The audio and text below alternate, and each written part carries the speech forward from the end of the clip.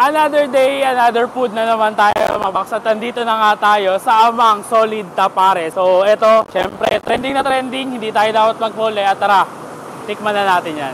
Ako nga po pala si Amang Liwag, ang nagmamay-ari po ng Amang Solid Tapares. At pumasyal na po kayo dito para po matikman nyo ang mga kakaibang putahe ni Amang, katulad po ng itik at adobong kabayo at yung putok-batok po natin. At matatagpuan po ito sa Andros Avenue, Gate 3, Maricaban, at bukas po tayo ng 24 oras. Yun lang po at marami pong salamat. At ito na nga mga box, at dito na ang iba't ibang klase ng pagkain na sinaserve dito sa Amang Solid Tapares na titikman natin ngayong gabi. So, ano ba, wag na natin patagalin. Tara, bakbakan na natin ito. So, ito mga box, una nating titikman itong kanilang fried chicken dito. So, ito is 125 pesos lang. Only rice na. At syempre, hindi mawawala ang only gravy. So, syempre, ano pa bang gagawin natin? E di, tikman na natin yan, guys. Tingnan natin yung laman nito. Wow. Guys, juicy. Lagyan natin ng gravy. Kain tayo.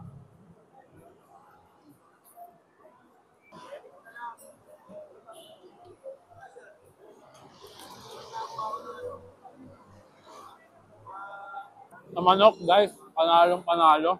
Crispy outside and juicy inside. Tapos yung pinaka-breading niya, napakalasa. Doon sa lasa nung pagkakatimpla nila doon sa mismong manok. Guys, you must try this. So, ito naman guys, itong kanyang kalderetang kabayo. Ang serving nila is 140 pesos lang. Meron ka ng ganitong karaming kalderetang kabayo, tapos meron ka ng only rice. Kain tayo.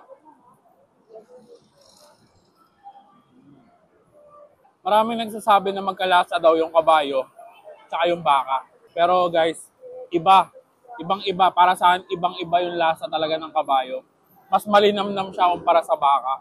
Tapos, ang ganda pa ng pagkakaluto ni Amang dito dahil sobrang lambot niya. Sa kaldereta, wala akong masabi.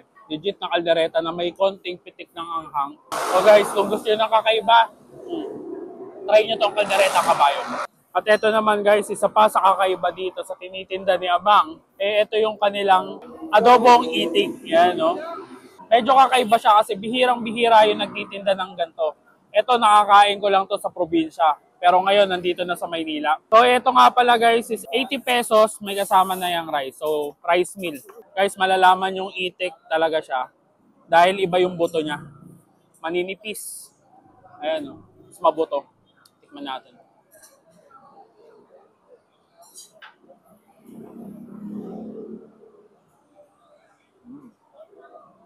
Yung luto ni Amang dito guys, napakasarap. Lutong probinsya. Pag adobo, itik, medyo kakaiba. Alam na lahat na ang itik medyo malansa.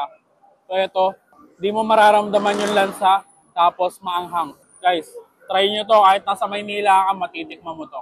At ito na nga guys, ang pinagmamalaki dito at talagang binabalik-balikan ng mga suki, ito ang kanilang Tapares Overload. So meron tong lechong kawali, balbakwa o balat ng baka, at syempre, ang kanyang nag-iisang tapares. So, solid. Kain tayo. Saktong-sakto yung luto ng tapa. Hindi sobrang lambot at hindi naman matigas talaga. Sakto lang siya. Saka yung lasa niya, gantong-gantong tapa yung gusto ko. Hindi siya matamis. Kaya nagko-complement dun sa lasa ng sabaw ng pares. Yung balbakwa o yung balat ng baka. Malambot, hindi siya makunat. Kung gusto nyo i-try ito guys, 120 pesos lang. May gantong serving ka na ng overload tapares na may only rice at only sabaw. Guys, try nyo, kain tayo. Ito yung kanilang pata balbakwa. So, syempre, ayan, meron niyang malaking serving ng pata. At syempre, yung balat na hindi dapat mawala sa balbakwa. Guys, tinamay ko na.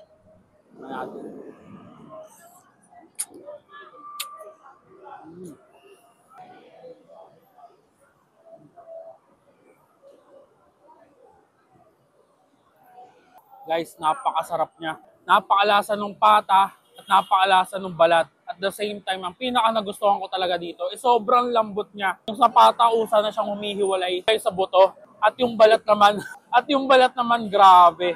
Talaga namang napakalambot. So guys, eto, try nyo yung kanilang balbakwa.